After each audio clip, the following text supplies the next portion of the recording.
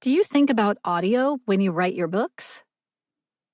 It's National Novel Writing Month, and since my area of expertise is in audiobooks, I thought I'd give you authors some things to keep in mind in case you decide to go full publication on your work in progress.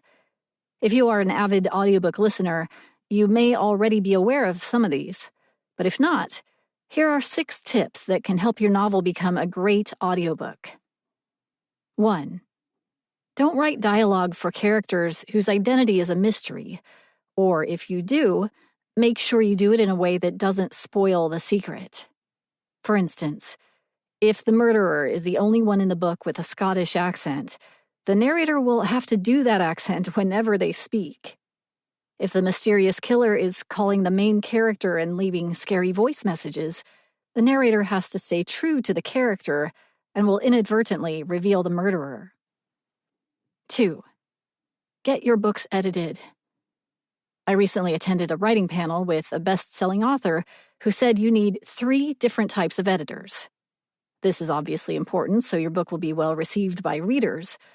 But speaking as a narrator, the one that really matters to me is a copy editor or a proofreader, preferably both. Don't rely solely on an AI grammar check. They miss a lot and have many false positives. And don't put the burden on your beta readers. Even if they do catch grammatical and spelling errors, if they aren't being paid, they probably won't take time to notate them all. 3. Make sure that dialogue sounds like dialogue. Unlike in narrative text, sentences don't need to be complete, and contractions are essential to making the dialogue sound conversational. It isn't as important when people are reading your work in their heads. Many readers skim and will probably read words as if they are contracted anyway. An exception to using contractions is when you have a posh character who never uses them. 4. Use all the commas. If punctuation guidelines are hard to remember, read the sentence out loud. Do you need to pause in a certain place for the sentence to make sense as you read it? You probably need punctuation there. I sometimes run my blog posts through a text-to-speech app in order to catch missing punctuation. A robot, no matter how advanced, won't understand your intended meaning. It just reads the words on the page.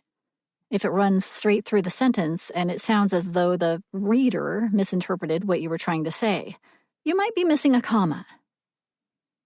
5. If budget is a concern, be aware that multiple points of view may require multiple narrators, especially if the book is written in first person.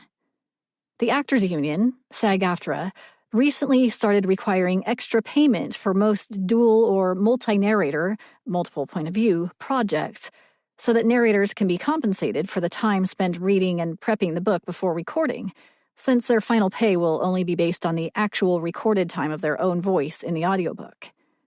This means that for each character point of view in your book, you may have to pay an extra $100 flat fee. The idea isn't new, since many production houses have been using this rule for a while, but now the union is requiring it under their contracts. Multiple narrators can also increase the cost of post-production. 6. And most importantly, use dialogue tags sparingly. A book reader will quickly learn to skim past the he said, she saids, but too many of them can ruin the experience for an audiobook listener. I have given up on listening to a series before finishing book 1 because of too many instances of Sarah said or Jack asked. Thank you for listening. Rebecca H. Lee, audiobook narrator. Visit my website at bexvoice.com.